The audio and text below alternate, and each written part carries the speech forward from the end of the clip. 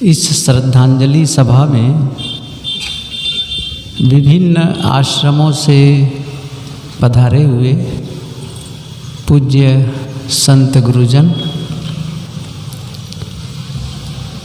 सम्माननीय धर्म प्रेमी भाइयों एवं भक्तिमती माता बहनों,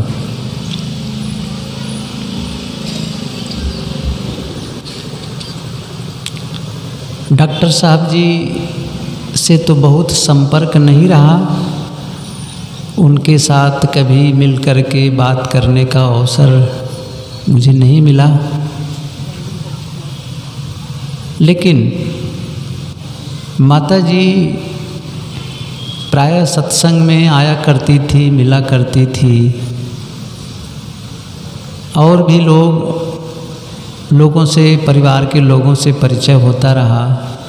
पूज्य गुरुदेव जी के साथ अनेकों बार यहाँ आना हुआ, अलग से भी आना हुआ, तो परिवार के कुछ सदस्यों से मिलना हो जाता था, निवास भी उनके घर हुआ था। तो परिवार जनों को देखकर उनके बारे में भी पता चलता है। वृक्ष की पत्तियाँ, डालियाँ, फूल इत्यादि देख करके, फल इत्यादि देख करके बीज के बारे में भी पता चल जाता है कि बीज कैसा था, कौन सा बीज था। ऐसे ही है कि निश्चित रूप से उन्होंने स्वयं के जीवन को तराशा और एक सुंदर परिवार रचना में उन्होंने अहम भूमिका निभाई। आज उसी का परिणाम है कि एक उनकी श्रद्धांजलि सभा में इतने लोग, इतने संतजन पधारे और आप सभी आए इस भावना के साथ कि हम भी उसमें शरीक हों, सम्मिलित हों। जब किसी की श्रद्धांजलि दी जाए या देने के लिए हम उपस्थित हों, थोड़ा सा अपनी ओर भी देखें। एक दिन मेरी भी तो श्रद्धांजलि होगी, किस रूप में याद किए जाएंगे? APJ अब्दुल कलाम जो हमारे पूर्व राष्ट्रपति हुए, कभी आप उनको पढ़ें। मैं पहले नहीं जानता था, लेकिन जब उनकी कई पुस्तकें मैंने पढ़ी तो उनके प्रति मेरा मन श्रद्धा से झुक गया और मैंने कहा असली संत तो ये हैं। हम लोग तो कपड़ा पहने हैं। बहुत सारी बातें उनकी अभी मेरे पास अवसर नहीं है कि उन संस्मरणों को बताऊं कि कहाँ से कैसे वो ऊपर उठे। तो एक बात उन्होंने कही है कि जो मेरे पास मिलने आते हैं उनसे मैं 2 प्रश्न करता हूँ, प्रायः मैं एक ही की चर्चा करूँ। उन्होंने कहा आप किस रूप में याद किए जाएंगे? आप किस रूप में याद किए जाएंगे? स्टीफन आर कवी जिन्होंने ये पुस्तक लिखी है the 7 habits of highly effective people, Hindi में भी वो मिलती है पुस्तक, अति प्रभावकारी लोगों की 7 आदतें। उसमें उन्होंने 7 आदतों में जो दूसरी आदत बताई है, अंत को ध्यान में रखकर काम करना। और उन्होंने एक एनालॉजी दिया है, एक रूपक दिया है कि जो मैं अभी इस पैरे को, आप पैराग्राफ पूरा पढ़ करके जो कहा जा रहा है उसको आप थोड़ा से विजुलाइज करिए, अर्थात मानसिक चित्रण बनाइए। जब इस पूरे को, जैसे मैं भी उसको बताऊंगा संक्षिप्त में, कि आप खुद अपने भीतर झांक करके इसके बारे में मनन करिए। उन्होंने लिखा कि किसी का शरीर छूट गया था तो लोग उनकी अंत्येष्टि में जा रहे थे, आप भी जा रहे थे, गाड़ी पार्क कर दिए, पहुंच गए, और वहाँ ताबूत होता है। उस सामी परंपरा में पेटी होती है, उसमें लाश रखी जाती, जैसे अपनी हिंदू परंपरा में टिकठी होती है ना, बांस का बना करके, अर्थी जिसे कहते हैं, वहाँ पर ऐसा ताबूत होता है। तो वहाँ उस लाश को लिटाया गया था, चेहरा खोला गया था ताकि लोग आने वाले अंतिम दर्शन जो कहा जाता है वैसा कर लें। तो उन्होंने क्या लिखा है कि जब वो गए, मतलब अपने लिए सोचिए इस चीज़ को, कहा मैं गया और जब चेहरा देखा तो कौन था? वो खुद मैं था, अर्थात मैं मर गया। और फिर क्या होगा? श्रद्धांजलि सभा होगी। जैसी उसकी अंत्येष्टि पूरी होगी, एक सभा होगी, और उस सभा में 4 प्रकार के वक्ता बोलने के लिए आने वाले हैं। वो वक्तागण कौन कौन से? 4 प्रकार से। एक, आपके परिवार के कोई सदस्य, चाहे आपके वो पति हो, पत्नी हो, पुत्र हो, पिता हो, भाई हो, कोई भी एक सदस्य वहाँ स्पीच देने के लिए, वक्तव्य देने के लिए, श्रद्धांजलि अर्पित करने के लिए आने वाला है। क्या बताने वाला है? हम परिवार के बीच में ये कैसे रहते थे, हम लोगों के साथ उनका व्यवहार कैसा होता था, कैसे हम लोग को ट्रीट करते थे, बड़ों छोटों सबके बारे में, ये सारी चीज़ें वो आपके बारे में बताने वाले हैं।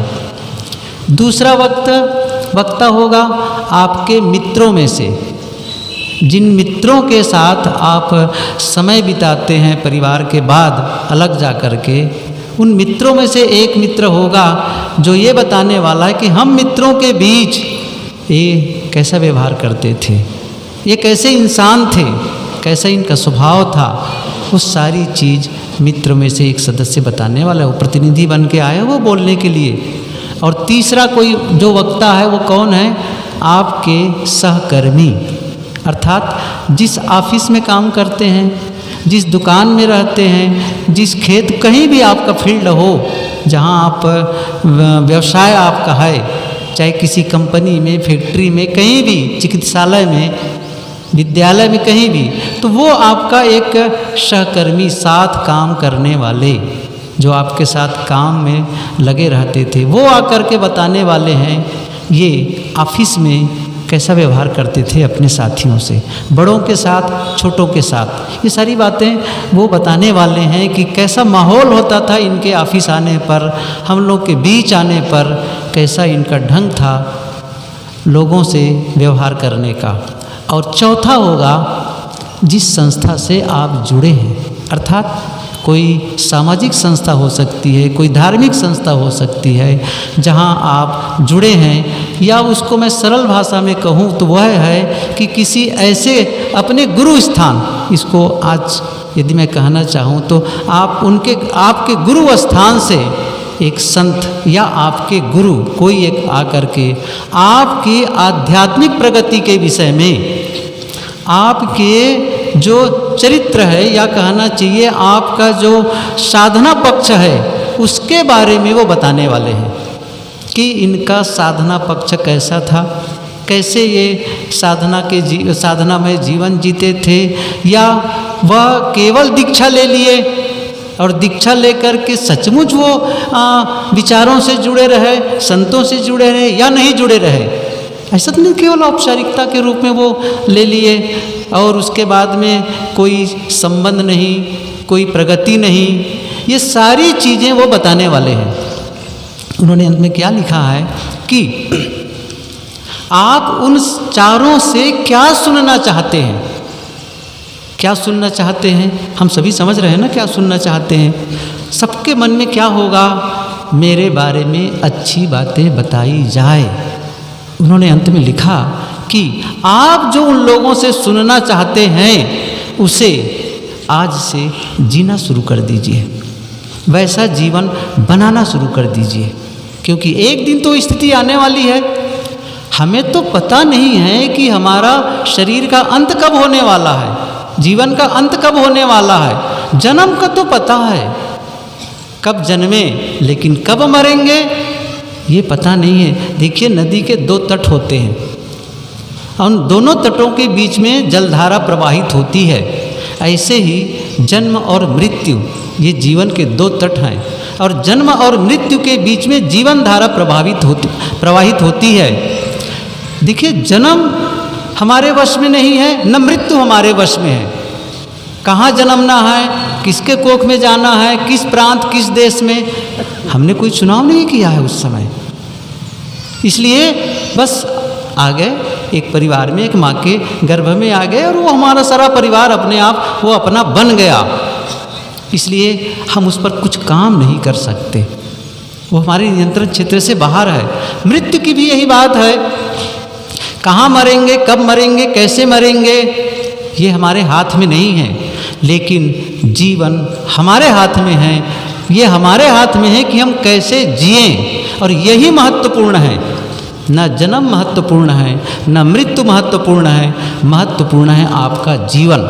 यदि जीवन को सही तरीके से जीते यदि हम सभी, तो आप समझ लें जन्म भी सार्थक हो जाता है, मृत्यु भी सार्थक हो जाती है। आखिर में जो महापुरुषों की जयंती मनाई जाती है, उनके निर्वाण दिवस मनाए जाते हैं, क्यों?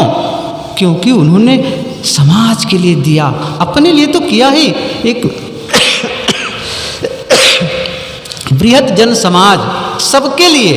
जैसा सदगुरु कबीर ने कहा कि देखिए उनका कोई अपना तो नहीं था, वो सबके प्रति प्रेम, उन्होंने लिखा है ना काहू से दोस्ती ना काहू से बैर, लेकिन उन्होंने ये बात कही है कि मैं रोऊं यह जगत को। ऐसा नहीं केवल कबीरपंथी तो थे भी नहीं, खुद कबीरपंथी नहीं थे तो बाद में बना है ना उनके, वो थोड़ी कबीरपंथी थे, तो वो थोड़ी कहे कि मैं अपने संप्रदाय वाले के लिए रहता हूँ, हिंदुओं के लिए रहता हूँ, भारतवासियों के लिए रोता हूँ। क्या कहा? मैं रोऊं यह जगत को, वो जगत के लिए। और हमारे ऋषि भी कहे हैं कि विश्वमार्यम, ये वसुधैव कुटुंबकम, ये बातें तो सब जगह है। कहने का मतलब है जिन्होंने सचमुच बहुत काम किया, ना उतना कर सके, लेकिन अपने लिए, अपनों के लिए यदि कर सकते हैं तो भी एक बहुत बड़ा काम, क्योंकि जितना हमारी क्षमता होती है उसके आधार पर हम काम कर सकते हैं। सबकी प्रतिभा समान नहीं होती है, लेकिन इतना तो सबके पास शक्ति होती है कि वो एक सुंदर जीवन जिए, एक समाज रचना में सहयोगी बने, एक सुंदर राष्ट्र में आपका कुछ न कुछ कंट्रीब्यूशन होना चाहिए किसी न किसी रूप में। क्यों? मैंने कहा ना, किस रूप में याद किए जाएंगे, ये बहुत महत्वपूर्ण है, क्योंकि हमें पता भी नहीं कि कब जाएंगे। अचानक ये स्थिति आती है, यदि पता हो कि अब बस अब मरने वाले हैं, 2 दिन बाद, 4 दिन बाद, तो शायद हम कुछ सावधान भी हो सकते हैं, सावधान भी हो सकते हैं। यदि कोई बता भी दे तो भी कहाँ सावधानी होती। मृत्यु तो निश्चित है ना, कब मरेंगे भी निश्चित नहीं है। तो आप समझो ना कि रोज़ मृत्यु आने वाली है, रोज़ की सुबह, अगली सुबह को हम देख पाएंगे, कोई ठिकाना है? कोई ठिकाना नहीं है। लेकिन उतना कहाँ हम ध्यान दे पाते हैं। हम तो सचमुच हमारे जीवन को कोई देखे ना, अलग से तटस्थ होकर के ऑब्जर्व करें ना, मतलब हमारे हर स्थिति को, अर्थात हम समूह में या एकांत में, अकेले में कैसे जीते हैं, कैसे सोचते हैं, कैसे बोलते हैं, और सारी चीज़ का वो ऑब्जर्वेशन करे, निरीक्षण करे, तो वो क्या कहेगा, कैसा है पागल इंसान है ये। बाहर तो बड़ा अच्छा लगता है, वक्तव्य बड़ा अच्छा देता है, लेकिन भीतर कैसा है, बड़ा कुरूप है, बड़ा कुरूप है। तो वो सारी चीज़ें यदि हम समझ सकें और उसमें परिवर्तन ला करके सही जीवन जी सकें, तो समझता हूँ कि ये यदि कोई अच्छे रूप में याद किए जाना हो तो ये एक बात बताऊँ फिर समाप्त करूँ। एक आदमी था, अखबार में श्रद्धांजलि का कॉलम होता है ना, कहीं आप देखे होंगे, फोटो छपता है आज उनकी श्रद्धांजलि, या आज उनका शरीर नहीं रह गया। और ख़ास करके उन लोगों के लिए जो काफ़ी प्रसिद्ध होते हैं, जिनके बारे में लोग जानते हैं, उनको छापते हैं भाई वो आदमी इस संसार से विदा, या ये भी लिखे रहते हैं असार संसार को छोड़कर चले गए, जो भी। तो एक आदमी सुबह सुबह अखबार आया और उठाकर पढ़ने लगा, तो उसका फ़ोटो छपा था और लिखा श्रद्धांजलि। उसने कहा अरे मैं तो जिंदा हूँ। वो अखबार वाले ने धोखे से उनका नाम छाप दिया था, कहीं सूचना मिल गई गलत उनको ढंग से, तो उसका नाम छपा हुआ था। अरे मुझे श्रद्धांजलि, मैं तो जिंदा हूँ ना। फिर अंत में क्या हुआ, उसको फिर उसके मन में आया, अच्छा मैं देखूँ तो सही मेरे विषय में लिखे क्या हैं लोग, मेरे विषय में लिखे क्या हैं। क्या लिखा था, बड़े बड़े हेडिंग में लिखा था कि ये मौत का सौदागर था, डायनामाइट का आविष्कारक था और मौत का सौदागर था, मौत का सौदागर। यह वाक्य पढ़ करके वो पूरा शरीर उनका झंकृत हो गया, अंतर से हिल गया। इसका मतलब है जब मैं मरूंगा तो इस रूप में याद किया जाऊंगा, मौत का सौदागर। कहा नहीं, ये नहीं हो सकता है, मैं बदलूंगा। और उसने क्या किया, जो भी संपत्ति कमाया था ना, वही बारूद जो वहाँ से स्टार्ट करते, जहाँ से ये बड़े बड़े विस्फोटक चीज़ें बनती हैं, बंदूकें इत्यादि, वो उसी का आविष्कारक था। तो उसने क्या किया, जो भी संपत्ति, बहुत सारी संपत्ति थी, वो सब को ट्रस्ट बना दिया। और क्या कहा, ये जो इंटरेस्ट आएगा, ब्याज आएगा इस संपत्ति का, उसको दुनिया में, विश्व में जो विभिन्न क्षेत्रों में जो विशेष कार्य करे, जो आम पब्लिक के लिए, सबके लिए लाभदायक हो, उसे इनाम दिया जाए। और वो जो इनाम है ना, हम सभी जानते हैं, उस पुरस्कार को कहते हैं नोबेल पुरस्कार। उस व्यक्ति का नाम था अल्फ्रेड नोबल। फिर मैं ये कहना चाहता हूँ, शायद ही हम लोग का नाम अखबार में छपे, और तब की हमको फिर से, हम अपने जीवन को फिर से रीसेट करने का अवसर पाएँ। लेकिन आज यदि हम इस श्रद्धांजलि सभा में ये महसूस कर सकें कि जैसे आज हम श्रद्धांजलि देने आए हैं, उसी प्रकार एक दिन मेरी भी श्रद्धांजलि होने वाली है। मेरे बारे में लोग चर्चा करने वाले हैं, मेरे विषय में आपस में चर्चा करने वाले हैं। कौन किसको जानता है, भूल जाएंगे सब। ये दुनिया इसी है, याद नहीं किए जाते हैं। हम सोच रहे होंगे बहुत याद किए जाएंगे, बिल्कुल नहीं याद किए जाएंगे।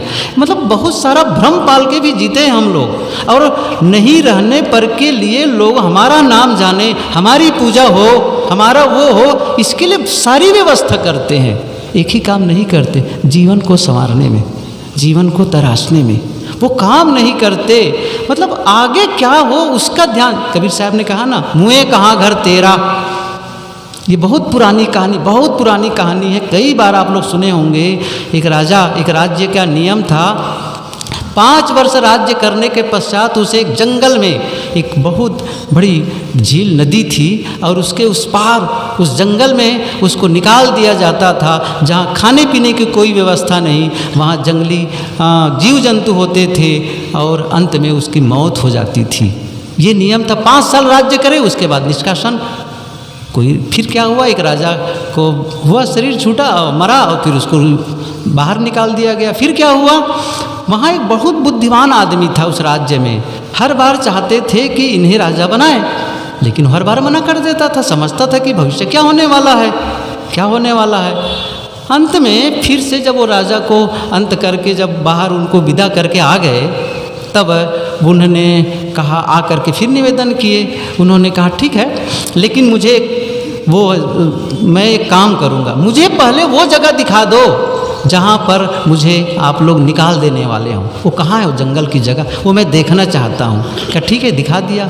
तो वहाँ देखे कि वहाँ तो एकदम जैसे जो और भी राजा थे ना, वो सब गए थे, वो सब की कंकाल और हड्डियाँ सब कंकाल पड़ी हुई थी सूखी, जो जंगली जानवर खा खा कर टाल लगा दिए थे। बहुत मुश्किल है, और कुछ भी नहीं, एकदम घना जंगल और जंगली जानवर वहाँ है।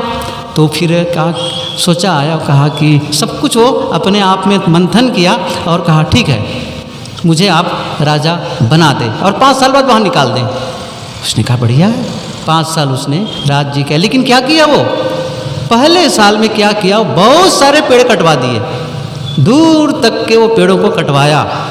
दूसरे साल में क्या किया उसने, वो जितने हिंसक जंगली जानवर थे, तो भय होता था उनके नाते, सबको दूसरी जगह ट्रांसफ़र कर दिए, स्थानांतरित कर दिए। फिर तीसरे साल में क्या किया उसने, खेती शुरू करवा दी, फिर बिल्डिंग से बनवा दिए। ऐसा करते करते जब 4 साल पूरे हो गए और बहुत सारी उसने पूंजी निवेश कर लिया था, फिर कहा कि अब मुझे चलो भेज दो उस जंगल में जहाँ कहते हो। लोगों ने कहा अभी 5 पूरे नहीं हुए हैं, ये कैसे राजा हैं। लोग तो डरते थे, उनका चेहरा देखने लायक होता था, तोते उड़े होते थे, ये कैसे उत्साहित हैं। कहा 5 साल पूरा हुआ। कहा ठीक है, मैं चलने को तैयार हूँ। अब वही घोड़े पर, हाथी पर बैठाया जाता और बाजे बजाए जाते, लोग देखने आते, आज उसका चेहरा कैसा होगा राजा का। लेकिन ये बहुत उत्साहित था, खुश था, कब चलूँ कब चलूँ।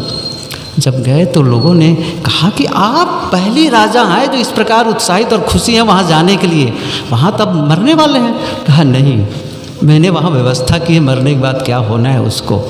और वहाँ इतनी सारी व्यवस्था कर दी थी, वहाँ बिल्डिंगें बना दी थी और बहुत सारे प्रजा लोगों को वहाँ पर व्यवस्था कर दी थी, ताकि वहाँ पर व्यवसाय हो सके, खेती हो सके, खाने पीने की सारी व्यवस्था से रह सके। अब मैं वहाँ जा कर के आराम से रह सकता हूँ। क्या हम मरने के बाद की भी व्यवस्था कर रहे हैं? छोड़िए मरने की बात, ना विश्वास करो। इसी जीवन में हम सुख से रह सकें, हमारा भविष्य सुखद बने, इसके लिए आज हम क्या कर रहे हैं। अंत में जो आप महसूस करना चाहते हैं, क्योंकि एक दिन हमको मृत्युशैया पर लोग लिटा देंगे, देखे भी हैं ऐसा करते हुए, और चारों तरफ लोग खड़े रहेंगे और क्या करेंगे, क्या कहते रहेंगे, भैया कुछ देर का मेहमान और है, कुछ देर का मेहमान और। डॉक्टर ने जवाब दे दिया है, बस 24 घंटे से ज़्यादा नहीं रहने वाले हैं, या 48 घंटे से ज़्यादा नहीं जिंदा रहने वाले हैं, ले जाओ घर में सेवा करो, अब अस्पताल की कोई ज़रूरत नहीं है। हमें भी लिटा दिया गया, चारों तरफ लोग खड़े हुए हैं और क्या चर्चा कर रहे हैं, कुछ देर का मेहमान और है। उस समय और मुझे भी महसूस होने लग गया कि सचमुच मैं कुछ देर तो और जिंदा रहने वाला हूँ।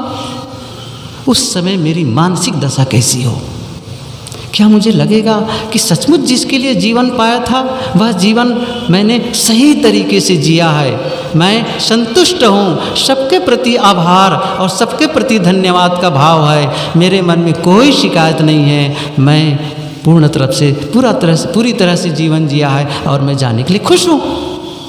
क्या यह संतुष्टि भरा जीवन का अंत होगा, समापन होगा, या अफसोस भरा? हम में से बहुत लोग हैं जिनका अफसोस भरा समापन होने वाला है, यही कि मैं इतना सुंदर जीवन मिला था, मैंने क्यों इसको नहीं जिया। मैं मन को सुंदर बना सकता था, निर्मल बना सकता था, जीवन को तराश सकता था, अमुक आदमी से क्षमा मांग सकता था, अमुक को क्षमा कर सकता था, मैंने ऐसा क्यों नहीं किया। ये अफसोस अपने परिवार वालों को क्यों मैं उनसे नहीं मिल पाया, क्यों नहीं कह पाया कि आपके रहने से मैं कितना खुश हूँ, क्यों उनसे प्रेम नहीं कर पाया। ये सारी चीज़ों को हम ले करके ना, एक बोझ ले करके हम जाने वाले हैं। क्यों?